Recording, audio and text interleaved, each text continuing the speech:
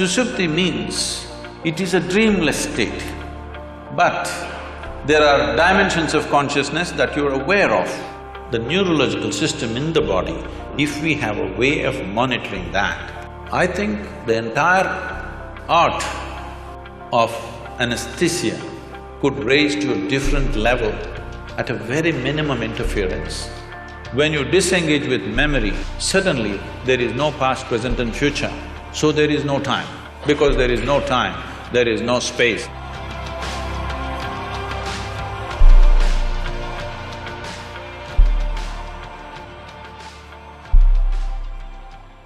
So I'll tell you why this started. 2 years ago, we were in a conversation with Sadhguru, and I asked him, we all know that anesthesia works, but we really don't know how it works, and can you shed some light on it? And he talked to me briefly, and then he said a statement which is, anesthesia, correct me if I'm wrong, Sadhguru, because sometimes I might be wrong, if I'm quoting you specifically, anesthesia cannot touch consciousness, it can only take away memory.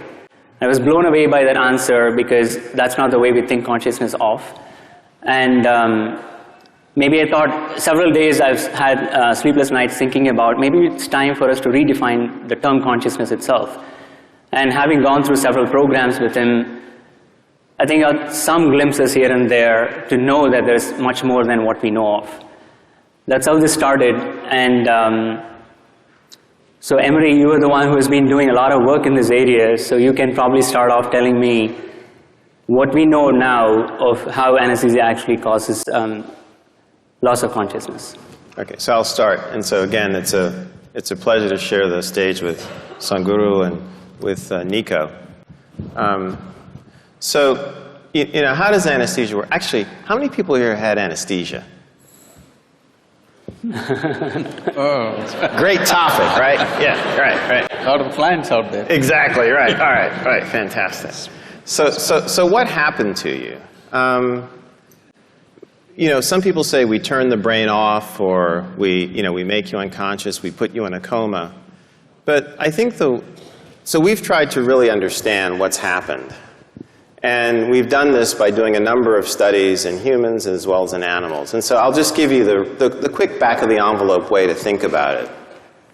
When you take the anesthesia drugs, or when they're given to you by the anesthesiologist, the brain isn't turned off. You know, it's not like all of a sudden a switch flips. If you look at what happens to the brain, it's actually in a highly dynamic state. It's really, the actual circuits in the brain are oscillating. They're creating waves. And to give you some sense of this, if you look at my hands like this, and they're oscillating now, this is the way your brain is in a normal state of, forgive me, consciousness, right? All right? All right? All right? As I understand it in my little limited way, all right? All right?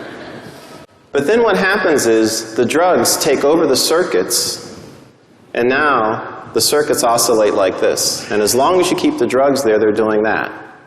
Now, what does that mean? It means that if this brain area was communicating with that brain area so that you could be conscious, it can no longer do that. When you turn the drugs off, the brain returns. As long as you keep the drugs on, it does this. It creates these oscillations. It's very much like this YouTube video, which I'm sure some of you have seen, where you have a bridge in Tacoma, Washington. I don't know if you've seen this, the bridge in Tacoma, Washington. And all of a sudden, you know, it starts to oscillate in a perfect sine wave, just like this. And no traffic can go across the bridge. It's the same thing that happens under anesthesia. And what happens is that these oscillations, because they're so strong, they take over the brain, they're not natural. And remember, one of the things that Bala mentioned was that after anesthesia, our brains often don't work the way they did beforehand. So now you can see if you've been in a state like this for 4 hours, 6 hours, 8 hours, and, you know, look, I got my AARP card about 12 years ago myself, so I'm in that category too, right? You know, you can understand why your brain may not work, right? So, and basically that's it. And what's good about that, what's good about what I'm telling you is that we as anesthesiologists can see this state. We can see it on the EEG of patients in the operating room.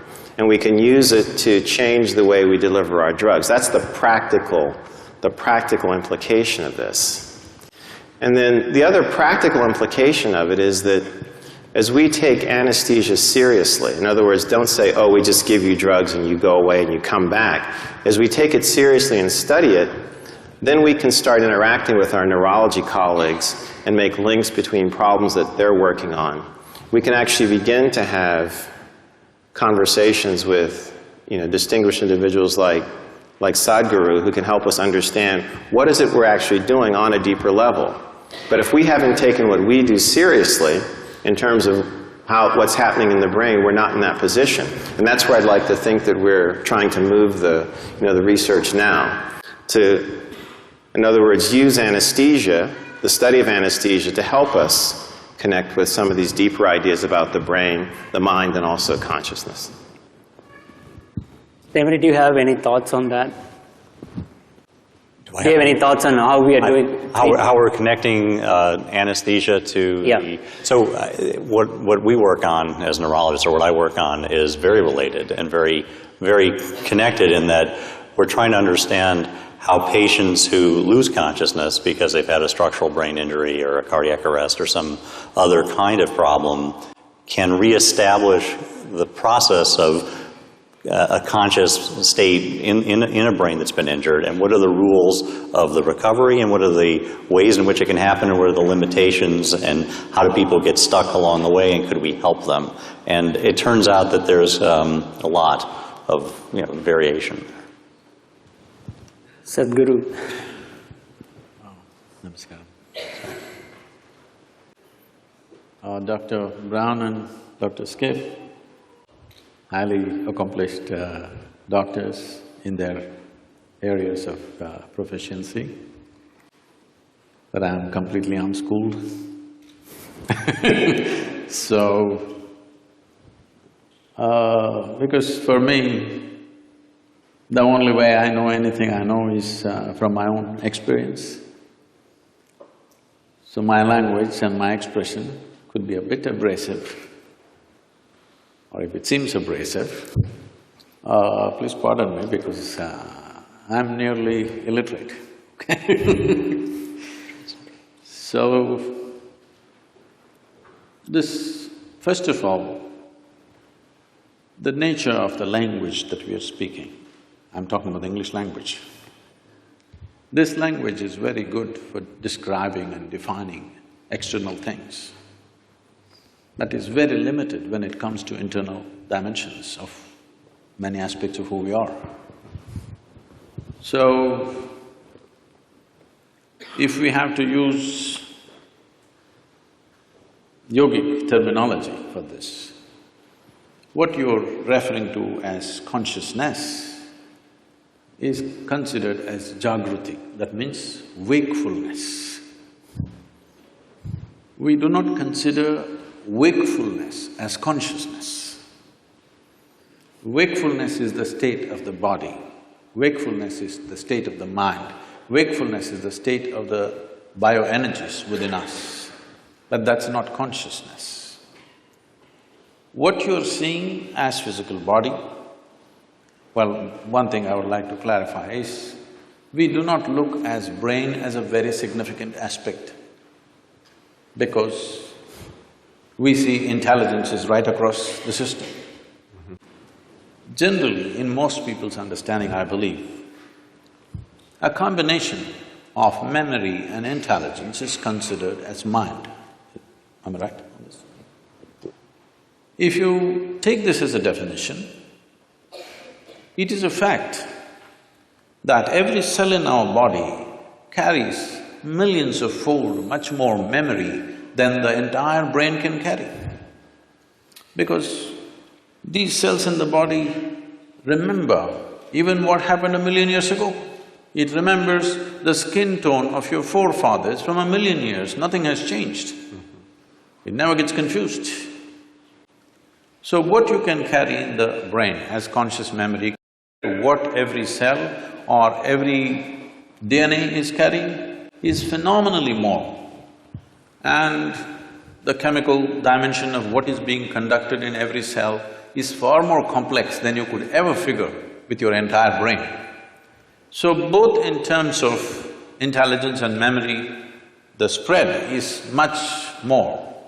I think this entire focus on brain has come mainly because somewhere, probably pre-Renaissance time, we broke into this because that region, largely we're talking about Europe, where it was hugely dominated by very dogmatic belief systems. When people broke through that, nobody was supposed to think for themselves, everything was already said and done. When people broke through that and started thinking for themselves, thinking little freely looked like absolute liberation for those people. And I think that hangover still lasts in our education systems, in our medical sciences, in the very way we are approaching even fundamental sciences. That hangover, that thought is everything, is very profoundly influencing our social structure and our way of exploration. In the yogic sciences, we don't attach any significance to your thought. Whatever you're thinking, it's of no consequence to me. This is why whatever somebody is saying, we don't listen to them. We just feel them. We just feel them. What is their chemistry, what is their… how they are right now. I don't care what they are saying. This is how… maybe it's an evolutionary problem with me, because I've been in jungles by myself and I've seen most creatures judge you just like this. I think they showed a picture of me having a king cobra. I've been very closely involved with all kinds of creatures, particularly cobras and things. Their sense of our chemistry is so keen. You can just go in the wild and just pick up a cobra. As you saw, I'm not holding him by his head, he's not a pet cobra. He's a king cobra. If he bites you, he won't give you more than 20 to 40 minutes before you're done. But I'm just picking him up like this, he will do nothing because he's feeling my chemistry. If I show little agitation, he'll go for me. If I'm just, okay, he's fine with me. So, we don't attach any significance to thought, because thought is recycling of the data that we have already gathered. No thought can come which is absolutely fresh. Permutations and combinations of the data that we already have. Right now, a lot of people coming up to me very fearfully and saying, Sadhguru, this artificial intelligence is coming, if they come, they will take over the world. I said, if they take over and run the damn thing, you're on a holiday, isn't it? But it is a fact that everything that we can gather as information, analyze and express and use it in many ways, all these things, machines will be doing it better than us in the next 10 to 15 years' time. Everything that is data-based processing, machines will do way better than us. So there is this fear. I think it's a very good time. This is the time we need to explore an intelligence beyond intellect. Because we have become so intellectual, we have become so brain-oriented in our approach to everything. As you rightly said, nothing is really turned off, we've just broken the communication. After all, the purpose is to go through something which is generally extremely painful without pain. That is how the entire anesthetic science has come up. So, you're just breaking the communication and that's not happening, it serves that purpose. So, being wakeful and being conscious are two different things. This is described like this. For wakefulness, we have a word called Jagrati. Jagrati means you're awake. If 10 people, let's say we take sample of 10 people, they all fell asleep, don't do it, okay? They all fell asleep and they came awake. When they come awake, all of them will not be equally awake. One person may be instantly awake, another person may take 2 minutes, as you have noticed with anesthesia also. Sure. Another person will take an hour to wake up, another person needs a strong coffee, otherwise she won't wake up. Am I right? Like this. different levels of wakefulness is also there. Professors must have noticed. Yes, yes. In fact, the first few minutes of the day can be like that. Different levels of wakefulness in a classroom. So, this is Jagriti. So, we are calling wakefulness as consciousness now. The next dimension of consciousness is called swapna. This means a dream state. A dream state is far more vivid than wakeful state for most human beings. It's like going to a cinema. If you go to a cinema, the key factor of the impact of the cinema on you is turning off the lights. This is something most people don't understand. If you don't turn off the lights, cinema will be no good, it doesn't matter how well it's made. Turn on the lights and watch the cinema, you will see a great cinema becomes nothing. So turning off the lights is important. So turning off the lights in our experience is the eyelids, you down the shutters, the world is off. Now you start your own world. So dream state is like a cinema, it's far more impactful. People love their cinema stars more than the people that they've lived with for 25 years. But they have not even seen them, all they saw was play of light and sound. But that is far more impactful simply because lights are off. So, eyelid is that, if you roll it down, light should be off, world should be closed. But right now, the problem is this mental faculty has not been taken charge of, so it's running wild all the time with eyes closed. So this dream state is considered a more powerful state than Jagriti. Jagriti or wakefulness is important for performing action in the world. But for human consciousness, in terms of profoundness of experience, dream is always more profound than walking on the street. Yes, most of you have experienced this. The next state is called as Susupti. Susupti means it is a dreamless state. But there are dimensions of consciousness that you're aware of. It's a totally dreamless sleep state, but you're aware. There is no picturization, there is no video running in your mind, there are no pictures, there are no people, there are no words, but you're conscious in your sleep. This is a very powerful state. If you really want to manifest something in your life, this is something to be explored. And the next one is called as Turya. This is consciousness, where there is no memory involved of any kind. Essentially in the yogic sciences, we are looking at consciousness as an intelligence beyond memory. If there is memory, memory is considered a boundary in the sense, this is one person, this is another person, simply because this embodies one kind of memory and that embodies another kind of memory. This has become one kind of person, this has become another kind of person. Essentially, it is in the memory. Memory does not mean just what I remember and you remember. Genetic memory is there, evolutionary memory is there, elemental memory is there, atomic memory is there, karmic memory is there. Inarticulate and articulate memories are there, but generally we are thinking memory means consciously what we can remember. But today, if we eat dog food, we'll not become dogs.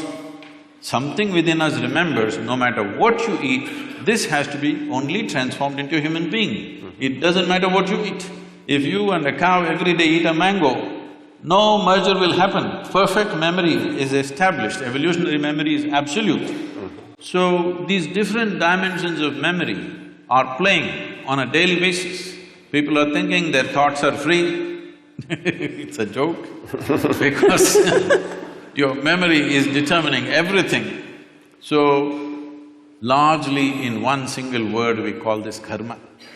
Karma means the residual impact of all the memory that you have, how it is impacting every thought, every emotion, every action, the very way you sit and stand. See, if you see somebody walking far away, let's say half a mile away you see someone walking, if he's your friend, just the way they're moving their body, you say, oh, that's him. There are 7 billion plus people, but this particular man walks in a unique way, all right? Just two-leg walking, everybody walks, but still it is so unique. So this is what we are referring to as karma, that the residual impact of memory, varieties of memory. We recognize memory as 8 basic forms of memory, which are determining how you are right now. The very way you sit, stand, breathe, understand, perceive life is determined by this memory. But there is an intelligence beyond memory, which we call as Turya or Chitta. This is consciousness. Now, every one of us is conscious. The question is only of degree. Even a rock is conscious, a dog is conscious, a pig is conscious. The question is only of degree, how conscious. Even among us, how conscious is different from person to person. So, this degree of consciousness determines everything. Now, if we have to give an analogy, what is memory is like, I'm sure every one of us at some stage in our life, I don't know if you're still doing it, we blew soap bubbles. Did you? Hello? Come on, everybody raise their hand for anesthesia. Did you?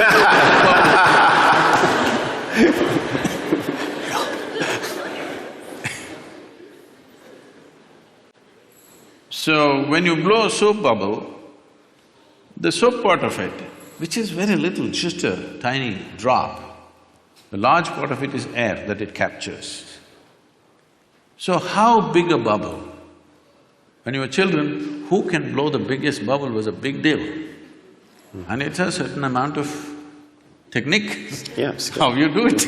Somebody blew this big bubble, somebody got only this much.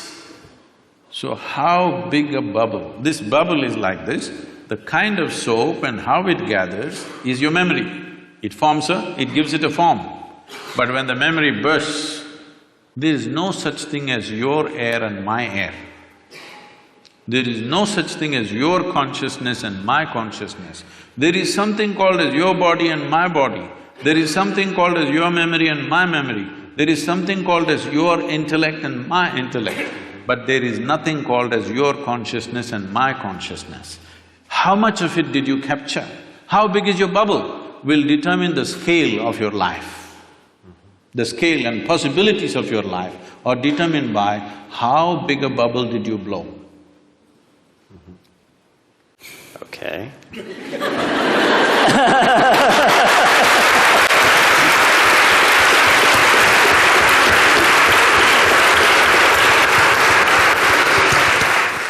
Well, let me pose you a question, Sadhguru. So, we can perhaps work as individuals to, now that I know I take away wakefulness and not consciousness, right? To move towards consciousness. And that's an individual's decision to maybe train in this particular way. So, is there some way that we can harness these insights like you have, harness this understanding, and use it as anesthesiologists to take care of patients?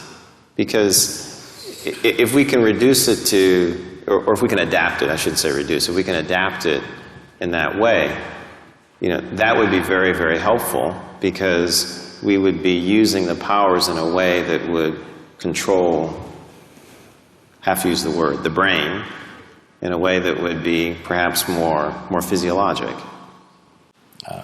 I'm not the expert in the subject, but because you're asking me the question, I'll say something. But you're the expert in anesthesiology, is it? Yeah. I'm sorry.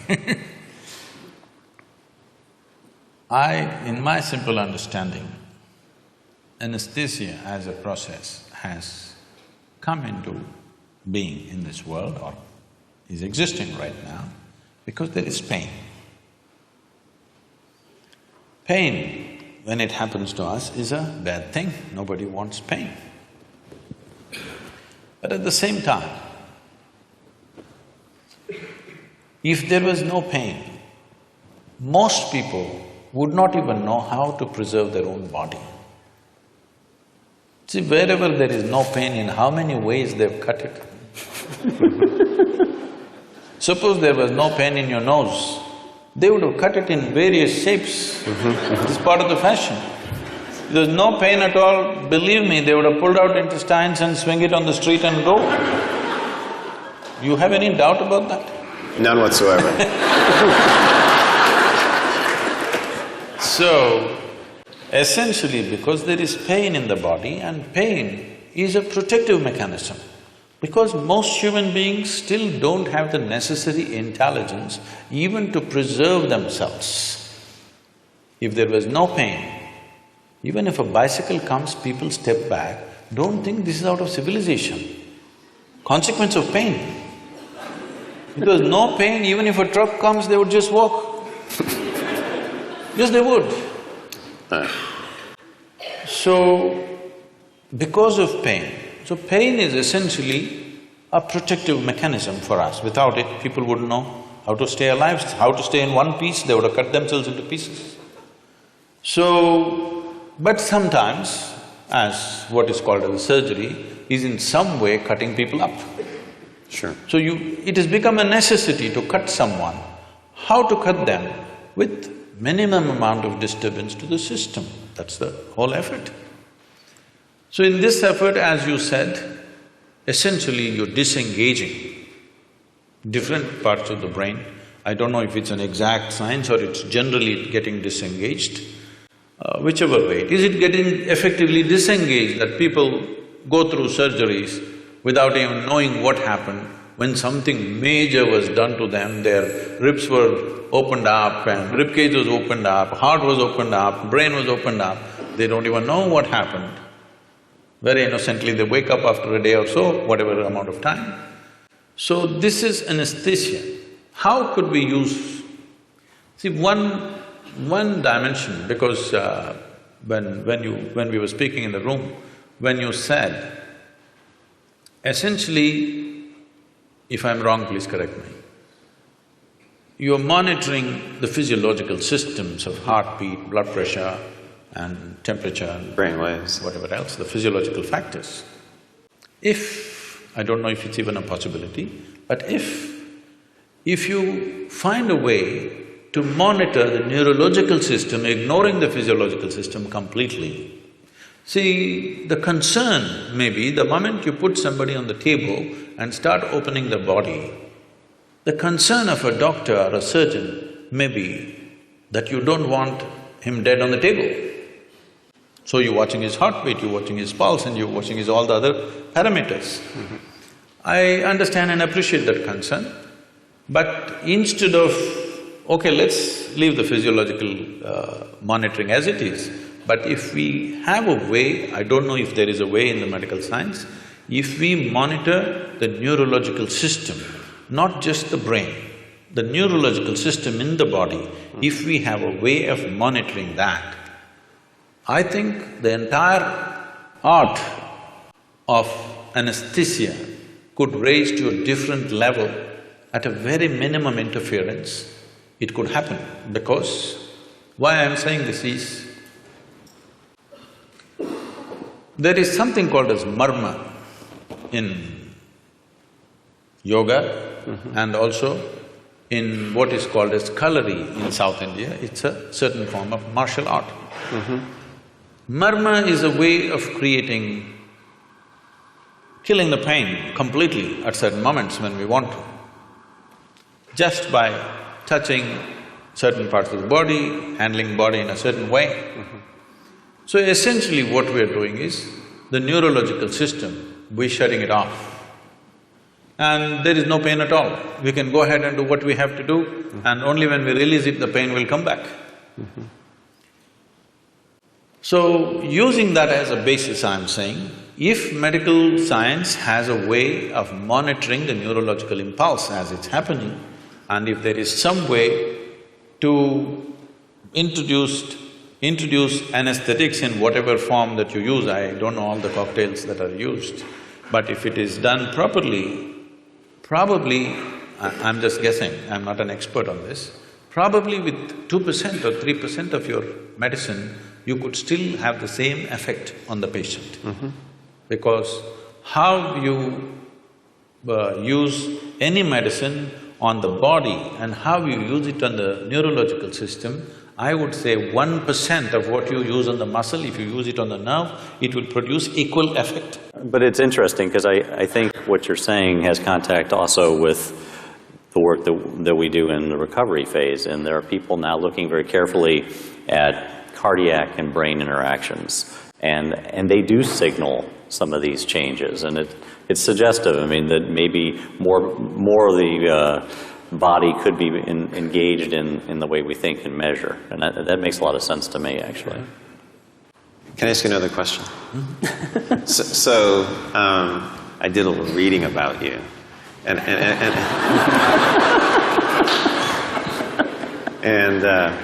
he's not as uneducated as he would have you believe. So he's actually quite educated. That's pretty clear.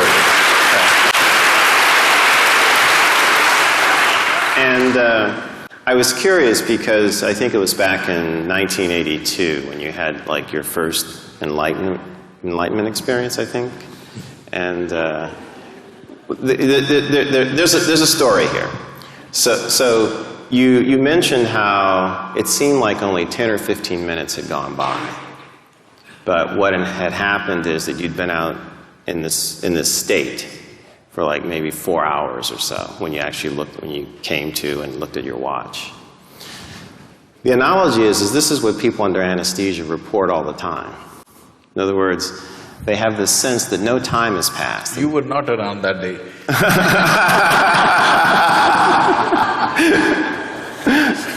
Maybe I'm reaching. But they report a very similar phenomenon, you know, that it seems like they'll wake up sometimes from anesthesia and they'll go, you know, have you started yet? You're done? They're actually quite surprised. So whatever our timekeeping mechanism is, right? It's different from sleep. It's noticeably different from sleep because often when you sleep, except in some rare instances, you have a sense that, you know, time has passed. You know, you went to sleep, you woke up, you know, you may not be able to judge it exactly.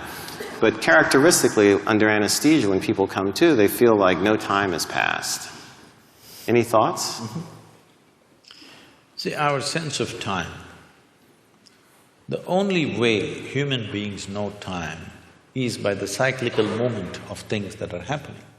If the earth spins once, we call it a day. If the moon goes around the earth, we call it a month. If the planet goes around the sun, we call it a year. Or if the clock goes around, we call it an hour. Mm-hmm. So only by cyclical movements we know time.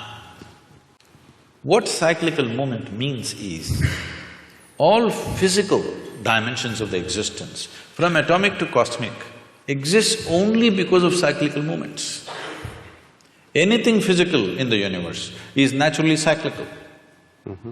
So the entire yogic process is just about this, how to transcend the cyclical movement of our existence. Because cyclical movement means we are going in circles. If I tell somebody, you're going in circles, what does it mean? It means you're not getting anywhere. So this is the fundamental ethos, that once you're attached to cyclical moments of life, you're not really getting anywhere, but it feels like you're going somewhere. Today, everybody knows this experience because most of them walk only on the treadmills.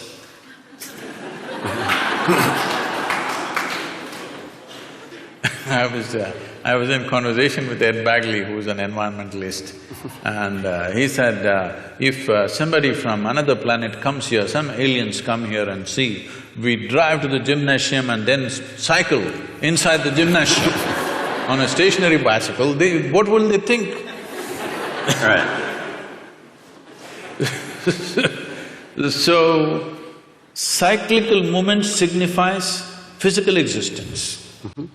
Physical existence, as today fundamental physics is talking about it, forever the yogic sciences have been saying this, it is a minuscule of the larger space. Mm-hmm. It is just some 0.000 some percentage, negligible percentage, all of us together, and the planet and the universe and everything.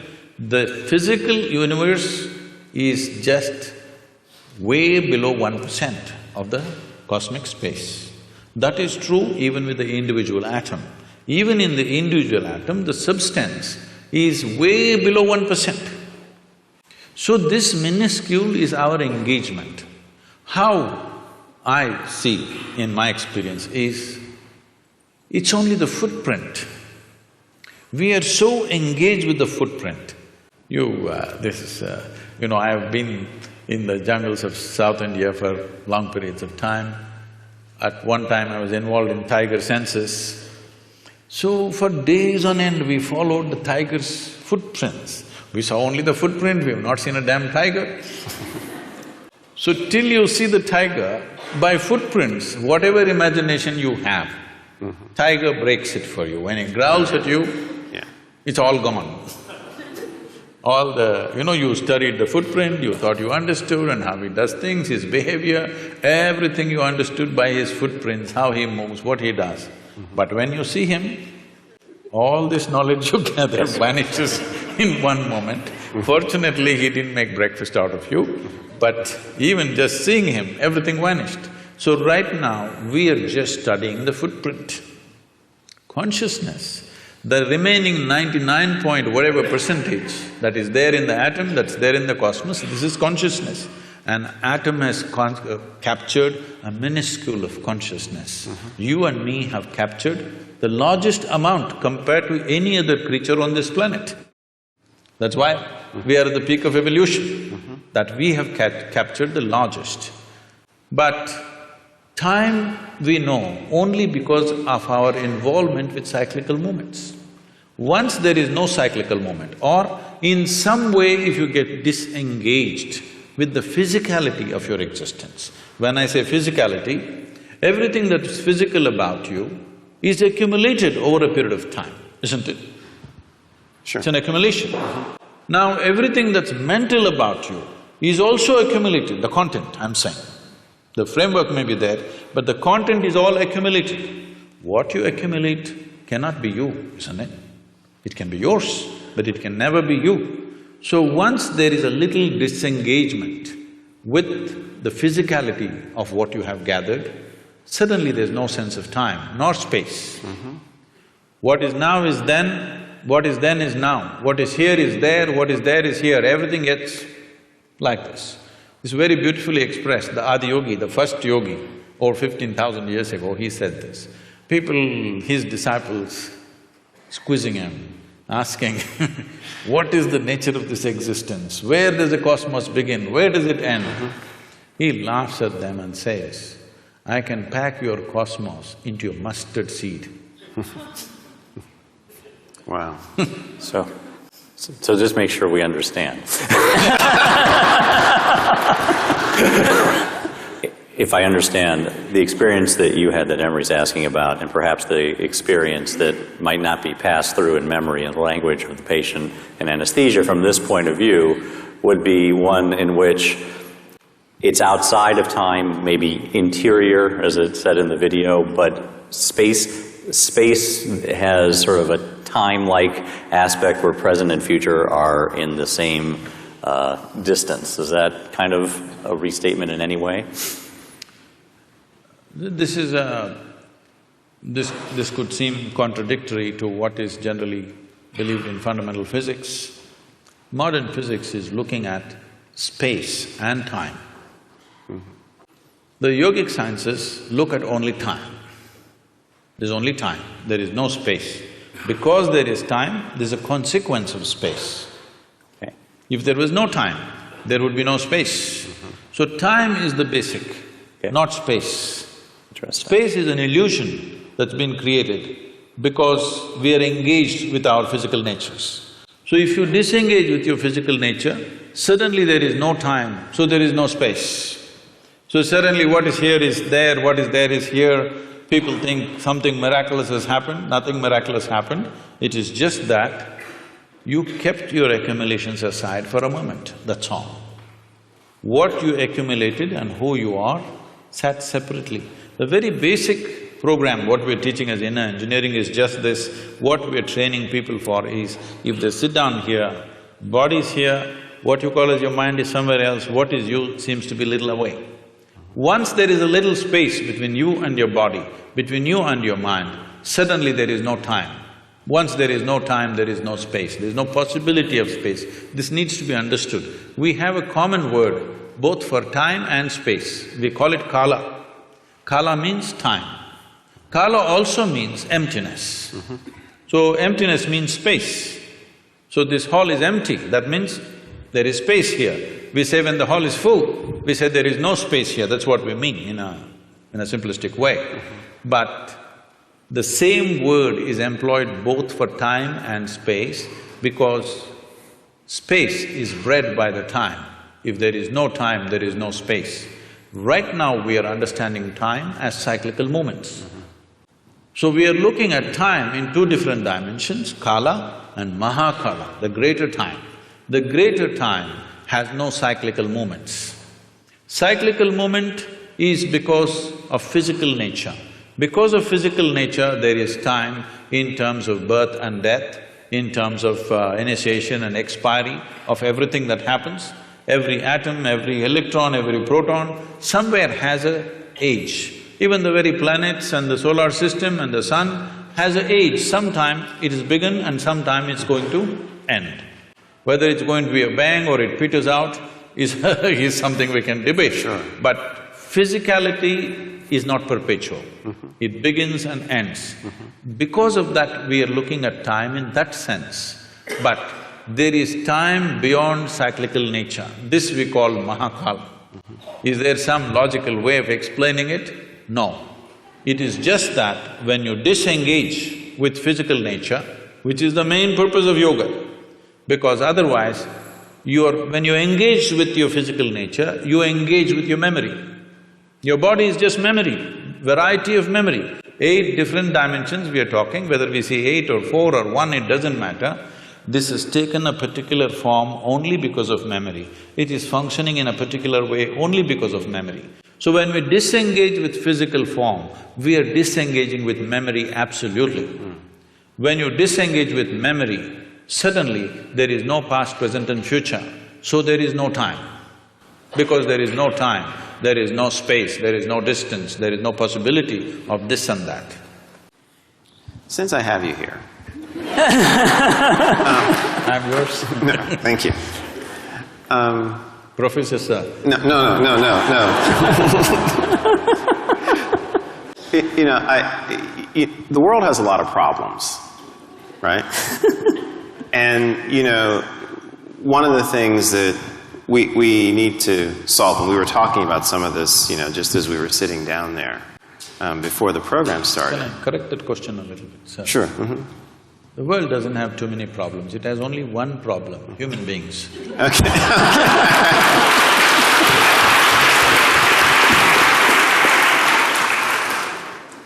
So if we could focus on that one issue. All right. What do we do? How do we use, like, you know, the insights, the understanding, the enlightenment that you have to go after some of these issues? Because they're very real and they threaten us. See, by every definition that we have made, we have defined ourselves as the most intelligent creatures on the planet. These are all our definitions. I don't know if the insects agree with us. But by our own definitions, we are the most intelligent of the species. So our understanding is right now, whoever dominates must be most intelligent. So for which we are paying a lot of price. Whoever is right now in domination, he is the most intelligent. If you go by that, we are the most intelligent. Maybe we are the most intellectual, yes, of all the creatures. But we are not the most intelligent, because we don't even know what to eat after these millions of years. Hello? Even now research is going on, what is the best thing to eat? If you put something in front of your dog, one sniff, he knows whether to eat or not to eat.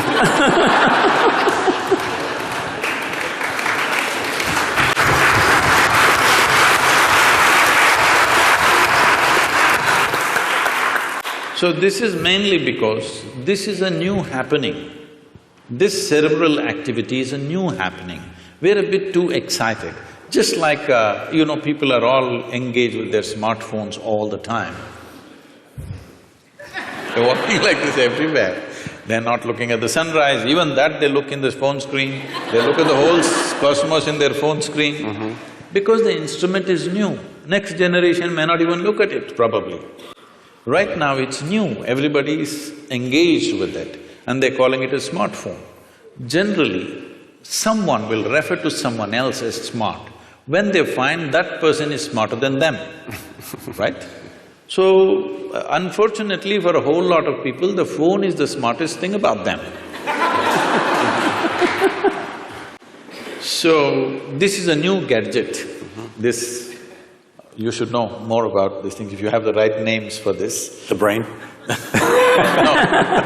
in the brain, this cerebral development… The cerebral cortex and… yes, yes. This is a new happening. So we're a little excited about this. This can boom, boom, boom, you know, there's all those figures of blue lights flying all over the place and we're excited about those things. But fundamentally, intelligence always has been, all right? It might have found expression in the form of thought, which gave us the capability of language and many other arts and music and things. It gave us various capabilities, there's no question about that. So only a very few, very small percentage of people used it that way. Rest of the people are using their intellect just to freak the hell out of themselves. You're only handling injuries or you're also handling people going off? I only do neurology. I'm not board certified in psychiatry, that's the question. If they're neurotic, you don't deal with them? Not trained for that. Okay. They all come not professionally trained for that. A lot of them come to me. You're lucky. So, this is essentially like you have a new gadget, but you have not read the user's manual. You're doing something with it. Human suffering that you see, human beings are suffering on various levels. As a doctor, you're probably seeing physical suffering in terms of ailments and surgeries and whatever they go through, injuries and stuff. But I'm seeing a different level of suffering. People who have no ailment to complain about, but they suffer deeply. People without any ailment suffer far more than people with ailments. At least if you have an ailment, you have a good excuse. Most people don't have an excuse, simply sitting, standing, they suffer. Everybody has found a reason. Why? Well, somebody is suffering because they are poor, they're suffering their poverty. You make them rich, they'll suffer the taxes.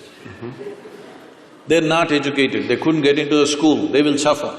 Get them into the school, you've seen them suffering here. To the best school, they will get in and suffer. They're not married, they suffer, get them married.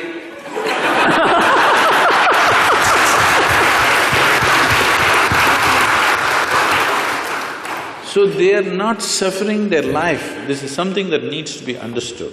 They are not suffering their life. If you ask them what they're suffering, they're capable of suffering what happened 10 years ago. Yes or no? 10 years ago something happened, they can still suffer.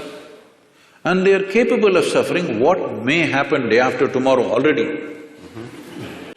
So essentially, their suffering is not about life. They are suffering two fantastic faculties that only human beings have. No other creature has such a vivid sense of memory as we have. No other creature has the kind of fantastic sense of imagination that we have. They are suffering their memory and their imagination. They are not suffering their life, isn't it? They are only suffering their memory and their imagination. If you take away a part of their brain, you definitely know which part it is. If you take out some part of their brain, whatever that part, they will all sit very peacefully, maybe even happy, I don't know. Because I find, I just met a lady a few months ago. I was in Mysore, my hometown. I just went to visit someone and I was just entering a building, a very small-built old lady, maybe she's over 75. She came smiling at me so sweetly and just asked me, "How are you?" I said, "Ma'am, I'm well. How are you?" And then I went up, I never forget faces, but this is not a face that I know. Then I went up and after half an hour I came down. Again she came to me with a very sweet smile and she said, "How are you?" I thought, okay, and then I said, "Okay, I'm doing well, how are you doing?" Then somebody came and said, "Poor lady, she's just lost her memory." But I said, it seems to have done wonders to her. She's just so exuberant and joyful. So, a whole lot of people, when they lose their faculties, they become better. This is the unfortunate nature of our existence, that our capabilities have become our problems.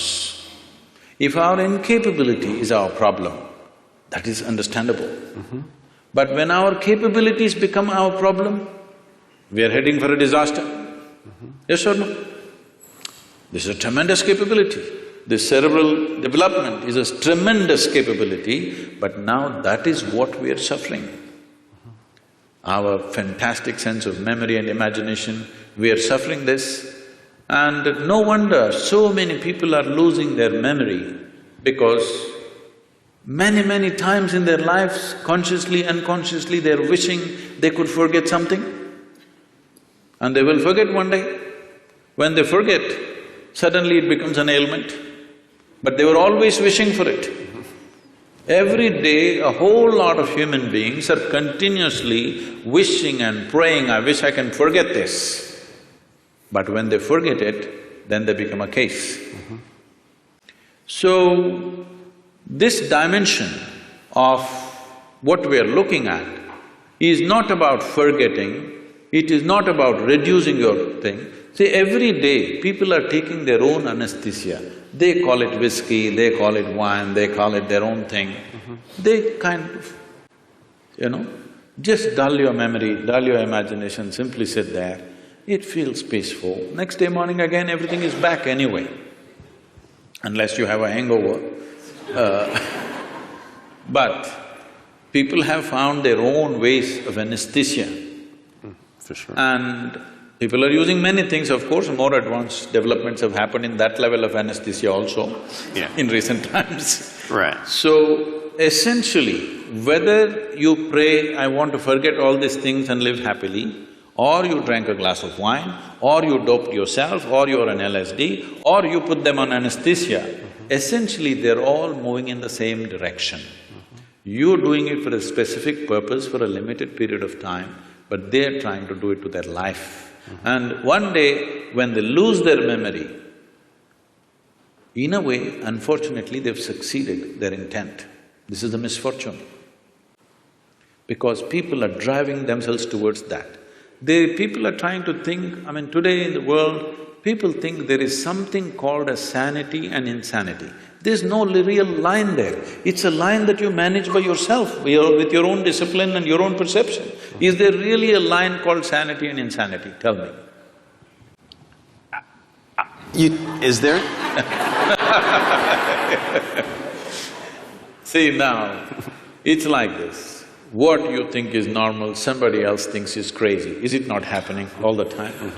Older generation thinks younger generation is crazy. Younger generation thinks old people had for sure lost their marbles.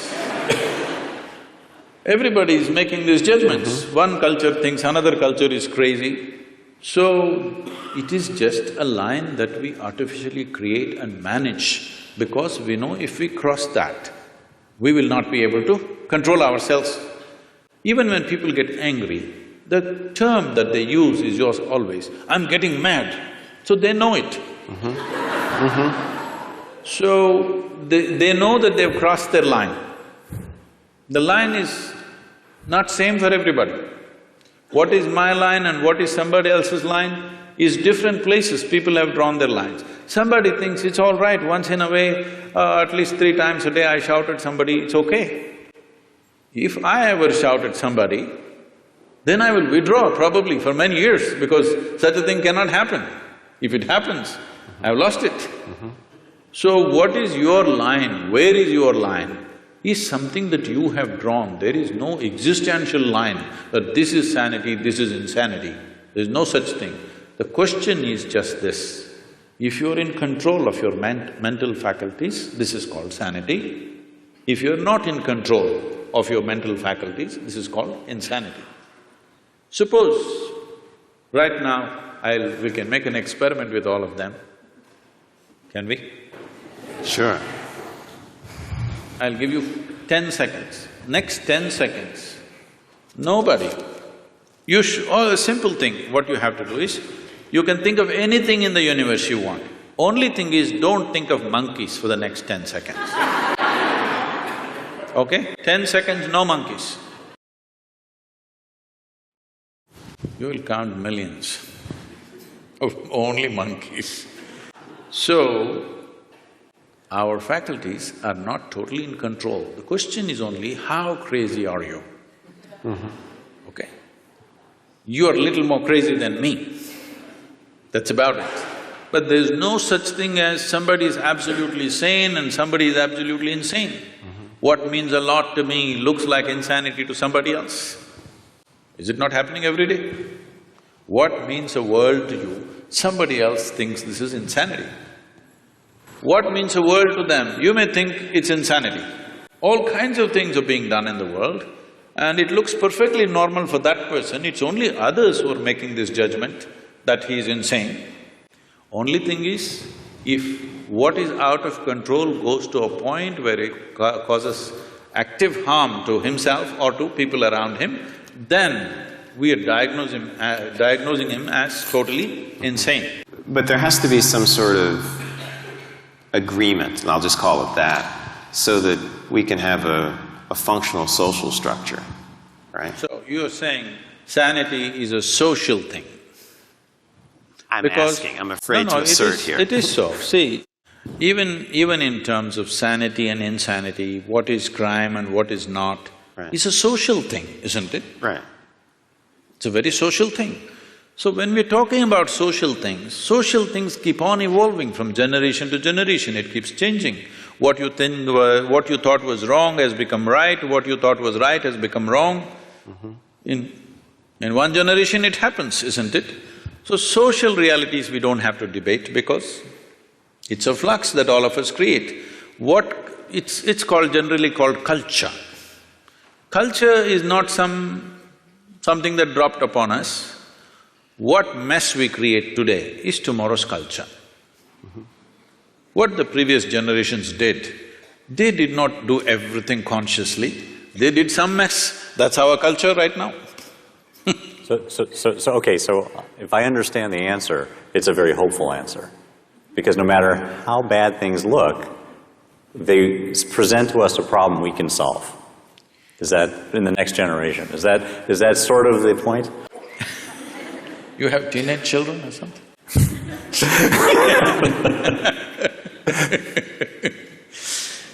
I'm not trying to define that. All I'm saying is do what you want, you cannot define this because as you said, it's a social process. Social process, today we are democratic countries, so it's decided by the majority as to what is right.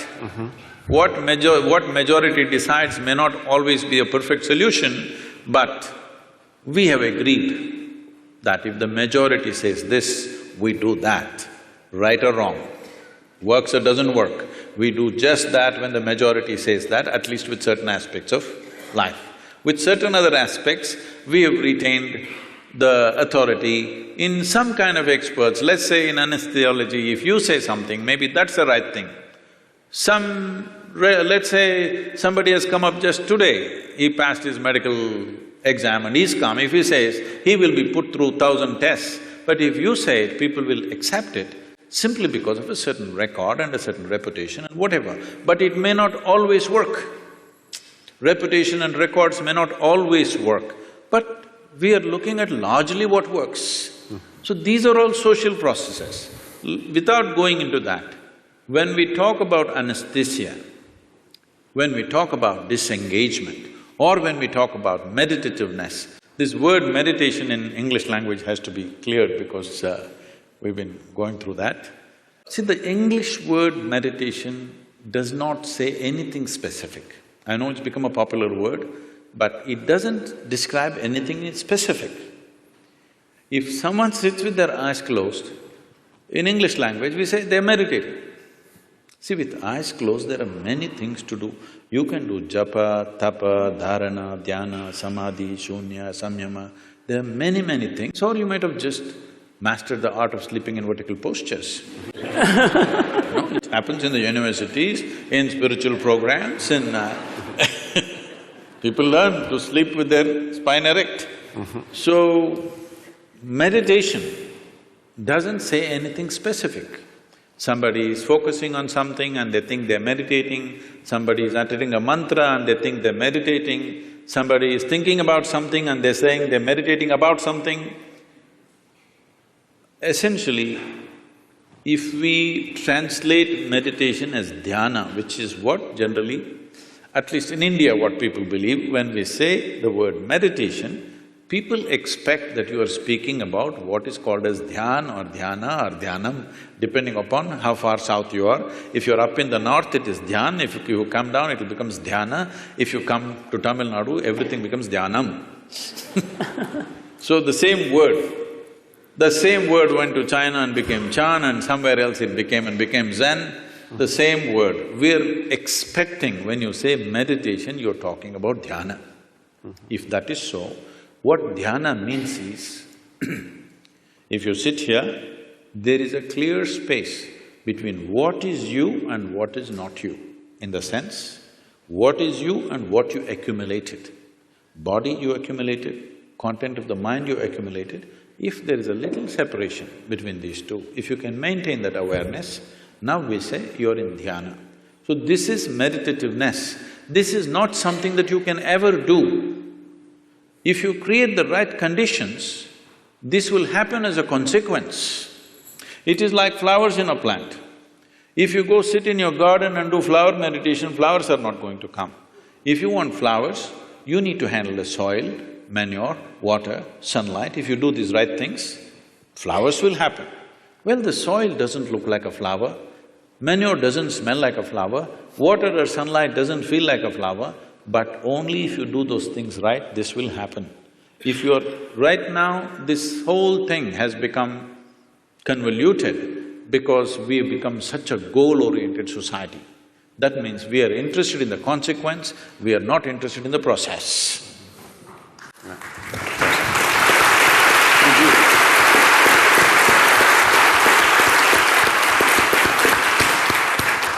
So we have… we'll move on to the question and answers for the audience and also the researchers here. We began this conversation with a discussion of levels of consciousness of… maybe I'm taking us down to a lower level that befits my character. But I'm wondering, one of the things Dr. Schiff you asked is, as people are recovering from certain kinds of processes, maybe they're entering different states of consciousness that science has not yet, learned about. I'm wondering if that theory is necessary, because we know about the plasticity of the brain. I think Baki Rita, is that the gentleman who talks about plasticity of the brain and extraordinary things that the brain can do to recover functions in different parts as it's damaged. That's one, and maybe that's a more technical question. I have a larger question for Sadhguru. You spoke very eloquently about memory, intellection, asking us to put those aside. And I'm trying to understand exactly what you mean, because I haven't caught it, I'm sorry to say, because it seems to me those are the unique or extraordinary things about us as human beings, right? The fact that we have this historical memory going back to Mesopotamia and beyond, in India, thousands of years, and also as individual human beings, and intellection, which allows us to build spaceships in addition to sit here and listen to you. So I'm not quite sure how you mean for us to leave those aside or place less value on them. I did not talk about devaluing them or leaving them aside. What do you think? Is this planet round or flat? I suspect it's quite round. Really? You suspect it's round? You're not sure? No, yes, I'm sure. It is round, in fact. In fact, I think that is how matter has to collect around gravity. No, don't go there. Gravity is another thing. But today we know it is round. Though, if I walk up and down this place, in my experience it feels flat. But we know it is round. We debated this for thousands of years, all right? But we couldn't figure it. But it became very clear to us only when we took off. We created some distance from the planet. You flew up there and looked, very clearly it looked round. You went and stood on the moon and looked round, 100% it's clear it's round. So what gave you this clarity is the distance. When you were in it, you thought any number of ways but you couldn't figure it. But the moment you had distance, you had clarity. So only in that context I said, you must know how to keep your accumulations aside. If you're carrying a bag, when you don't need it, you must be able to keep it aside. If all the time if you carry it, it'll become a torturous process. That's what is happening to people. Nothing wrong with your mind. It's just that all the time it's on and it's becoming torturous. Not knowing how to do, they're sozzling it out with alcohol or drug or something else. Essentially, they are unable to bear the activity of their own mind, isn't it?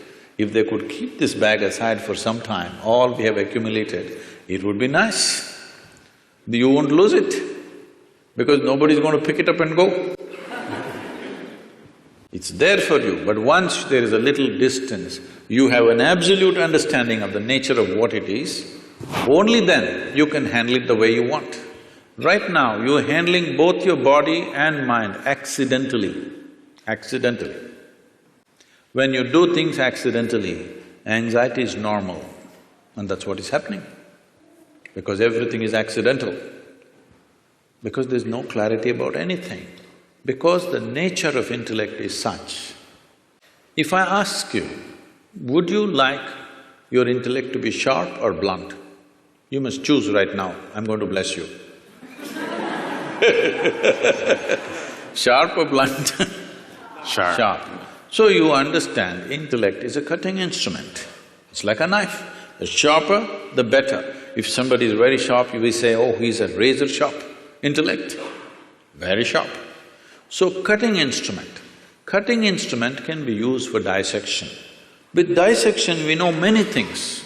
Did you do science in your high school? You cut open that frog and saw how the heart was pulsing. The frog didn't think much about it, that's another matter. But you came to know so many things in this world. Slicing a human body, slicing a flower, slicing an atom, we discovered so many things. But is this a complete way of knowing? Can I know you by dissecting you fully? Is it possible? Maybe I will know you better by including you, by engaging you, rather than dissecting you. By dissecting you, I may know your heart, liver, kidney and spleen, but I will not know anything about you. Only by inclusion I know. So, you are using a cutting instrument, or let's say you take your knife and try to sew your clothes, you will have tatters. So this is what is happening with approaching everything intellectually. Everything is going into tatters. We are trying to sew with a knife, it's not going to work. There are other dimensions of intelligence. In the yogic way of looking at things, we look at human intelligence as 16 parts. Out of the 16 parts, to make it simpler, we can make it into 4 categories. It's called buddhi, ahankara, manas and chitta. Buddhi means the intellect, it's the front end. This is essentially a survival kit. Without your discriminatory intellect, you wouldn't be able to survive on this planet. You have to discriminate. Now here a deer came and here an elephant came, you should know which way to go, otherwise you wouldn't survive. Discrimination is constantly on, which is keeping you alive right now. Otherwise you wouldn't know whether to walk into the… whether to walk on the sidewalk or in the middle of the road, you wouldn't know. So there is a discriminatory process which is keeping you alive. It's a survival instrument. Without it, you cannot function. How does this survival instrument function? What is its nature? We will not go too much into that, because they're timekeepers. But it is something that everybody knows. The next dimension is called ahankara. Ahankara means identity. What kind of identity you fix, that is how your intellect will work. Right now you sit here and say, I'm an American. This thinks and acts like an American all the time. Or I say I'm an Indian, it thinks and acts like an Indian. In India, there's a classic thing happening in our own generation. It was all one nation. Somebody drew a line and said, this is India, this is Pakistan. Suddenly, some line that somebody drew and nobody knows where exactly the damn line is, still the dispute is going on. All right? But suddenly, if you're on this side, you have one kind of emotion and thought, if you're on that side, you have a completely different emotion and thought. Just a piece of cloth, I mean a flag, if you look at it, tears will come to you. People are willing to live for it and die for it, all right? So that is how it is, identity. The moment you identify with something, your intellect serves that identity always. If you say, I'm a man, it always functions as a man. If you say, I'm a woman, it functions that way. If I say I'm this or that or whatever, race, religion, nationality, anything, the moment you identify with something, your intellect is striving only to protect that identity and support that. That's how your intellect is functioning. In modern societies, we've done nothing about this. People are getting identified with football clubs. They're nations by themselves. Yes? Oh, yeah. Football club is a nation by itself. People are willing to fight for it and die for it. Because we have not cultured an identity. When a culturing an identity means, in India there was a system, now unfortunately it's largely gone, though still some part of India still has this. First thing before we start education, it's called Vidyarambham. Before you start education, the first thing is, you must take an universal identity, cosmic identity. Only then education is given to you, because education is empowerment. You should never empower a limited identity. If you empower a limited identity, violence is a natural consequence of that.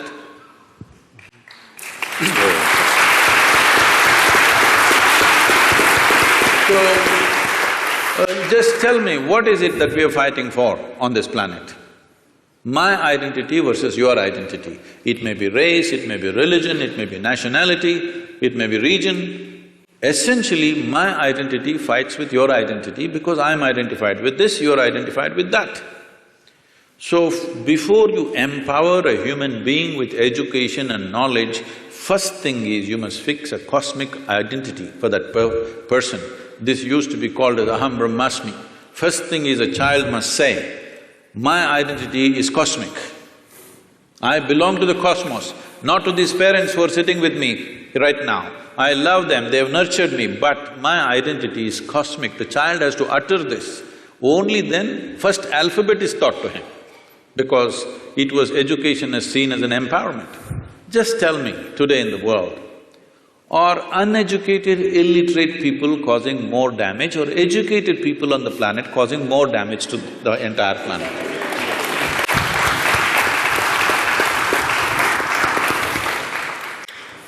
So, it is just unfortunately, empowerment is happening without fixing the identity.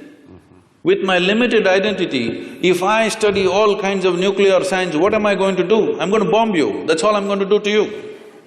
What else will I do to you? That's all I will do to you because this is my identity. You stand against me, suddenly I have to do something about that. So whatever capability I have, I'm going to use it. That's what is happening. So identities have not at all been worked at, that's a big problem. But intellect functions according to your identity. If we have to continue the analogy, intellect is like a knife. Is a knife, suppose we don't give a knife to a child's hand, why? Knife is not dangerous. Child's hand is not steady, that is the problem, isn't it? You are in the surgery rooms all the time. Tell me on this planet, are knives taking more lives or making more lives? Hello? Really, it's taking more lives? Are you a surgeon? It is making more lives, both in the kitchen and the surgery table, it's making many, many lives. Here and there in an irresponsible hand, it's taking a life, isn't it? Sure. Knife is not dangerous, it is the hand, it is the identity which makes the knife dangerous.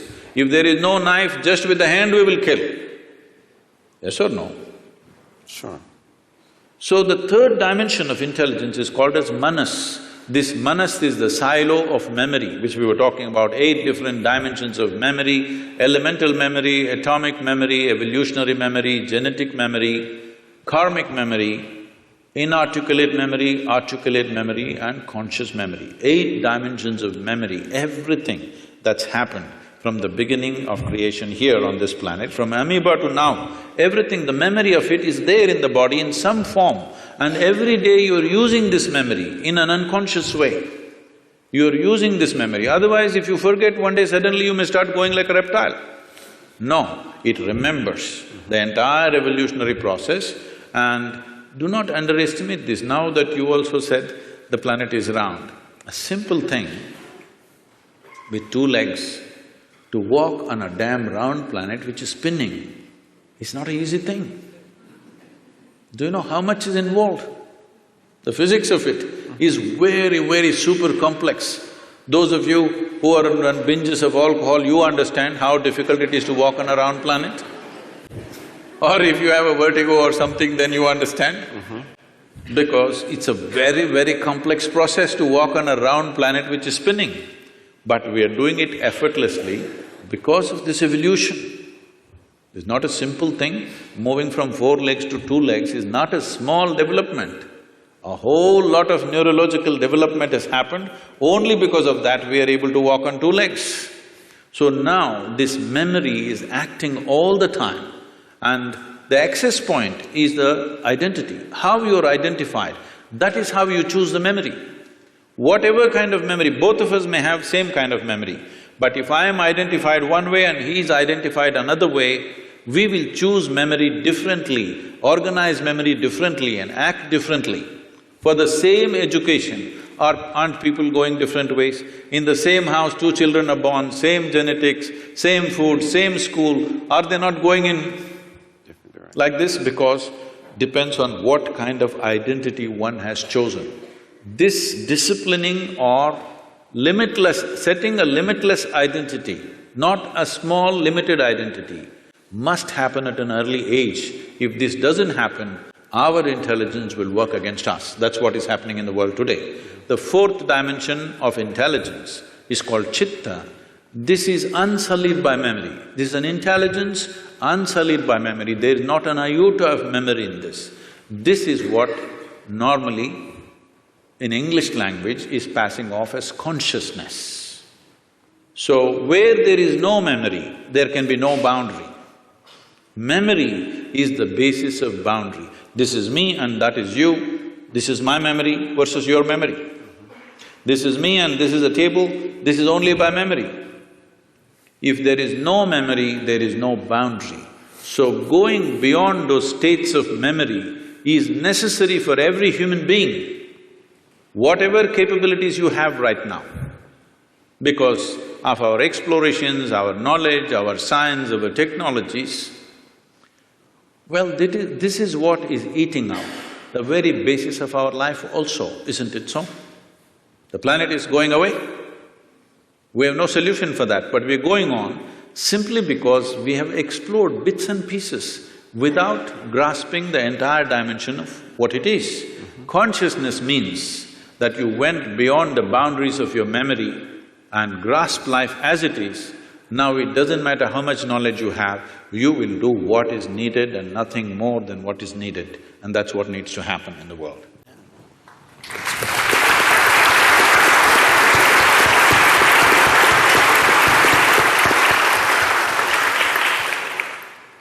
So I want to hear about your thoughts on near-life-death experience. A lot of people have, in surgery, said that, middle of the surgery they could come out and see what's happening, see the conversation, what the doctor is doing.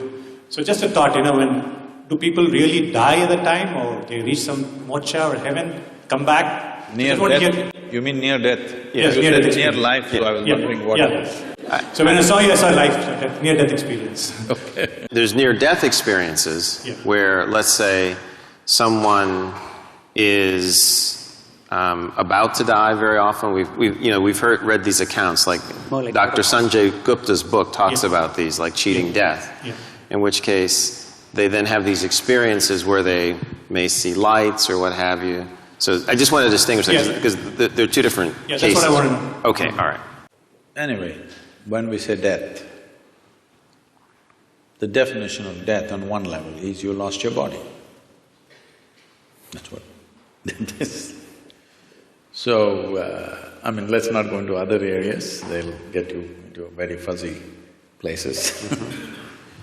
About near-death experience, it's… what is being referred to as meditation? We have a certain type of meditation called shunya. That means shunya literally translates as emptiness. That's not the right translation, but there's no appropriate word in English. So it's emptiness or nothingness. So if you settle down into shunya meditation, it's not near death, it's actually death, but conscious death. Suppose you're riding a bicycle. You are a new rider with little balance, so you will go like this. Some other kid is riding, he'll leave his hands free and whistle and look here, look there and ride and do all kinds of things, stand up on the handlebar and turn around, jump, all this. Why? It's a certain mastery, certain balance and mastery. Now, you can jump off the cycle and again jump back and do all these things. Similarly with your body, if you have a certain amount of mastery, you can jump off and jump back quite effortlessly. Now it is happening accidentally because of some medication, or for many people during 60s, 70s, the LSD time, there were a whole lot of people talking about this thing, sir, it's your time. It was your time. Oh, okay. Metaphorically.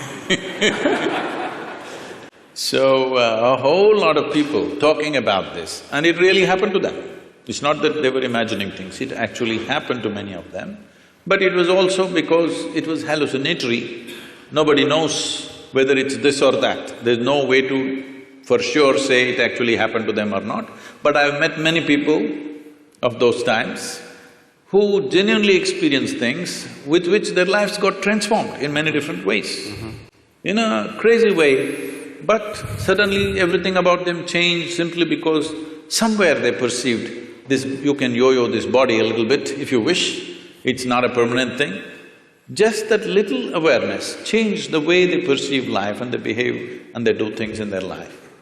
So this near-death, I'm not really looked at any of the thing, but some people have told me, some popular books, they were saying they see angels and there's a tunnel going.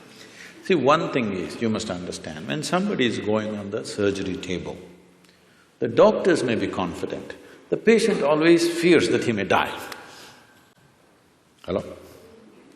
Doctors may be confident, they know the case, they know what they're doing, 99% of the time they're confident what they're doing. But the patient, once he closes his eyes and hands over his life to somebody, he always fears what will happen. So every small thing he thinks is death. It happens to people, if you put a gun to somebody's head and just shoot and miss them or it's a blank, they almost died. Near-death experience, they'll blank out for some time and then they come back. They really think they went away and they came back. And they saw the scene also from the top, because that's because of the Hollywood. So, human mind is capable of creating many dimensions of experiences. It need not be construed as death, it's life. First of all, anyway, I'm coming out with a book on death, an inside story. I'm doing this for 6.5 years, it's not complete yet. Okay. Hope in the next year or so I will come out with this. Why I'm saying this is, in reality, there is no such thing as death. It's life, life and life alone. moving from one dimension to another, another dimension to another. So if I lose one dimension, it looks like that is dead. Right now, it is a medical fact that they say approximately every fortnight, you're losing 7 kilograms of your existing body and something new has come in 1 fortnight. Whatever your weight, you must just calculate in how many fortnights you're completely lost. Everything that you have in your body is being lost continuously and something else is coming in. But you don't experience as that every meal and every day you empty your bowels, you must experience it as near death. But that doesn't happen to you. But this happens to you because there is some disengagement in your experience, first particularly because of anesthetic impact. The disengagement with various faculties that you're normally used to suddenly makes you feel you're dead. Nobody died. It's a completely wrong perception. Yes, every moment of your life, if you are willing, if you are not entangled with situations and your own thoughts and emotions, there are many things you can perceive right here. Right here, sitting here, you can look at your life from there, okay? This is not near death, this is life. But because, as I said, loss of faculties works out well for a lot of people, unfortunately. It's not a good thing. This happened. A man met a close friend of his that he knew very well when they were in the university together, after 25 years break. So he invited home for dinner, he went, and being an Indian household, the wife was serving and these two men were eating. And every time he wanted to ask for something from his wife, he said, my honey, my sweetie pie, my boo-boo-boo, my coco-coo, my bulbul, and whatever else, your Tamil, so my tangam and my chuchu, all those things. So after the dinner was over, the friend was leaving and he said, you are having an amazing life, aren't you? I'm married with my wife for 15 years, we can't even look at each other's face. The way, the endearments you're showering upon your wife is truly fantastic. I said, what are you talking about? He said, you called her bulbul, you called her tangam, you called her this. I said, oh man, I forgot her name 7 years ago.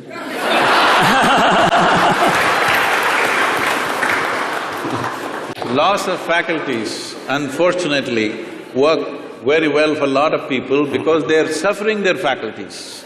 The greatest faculties that have come to us after millions of years of evolution, unfortunately we suffer because we have not read the user's manual.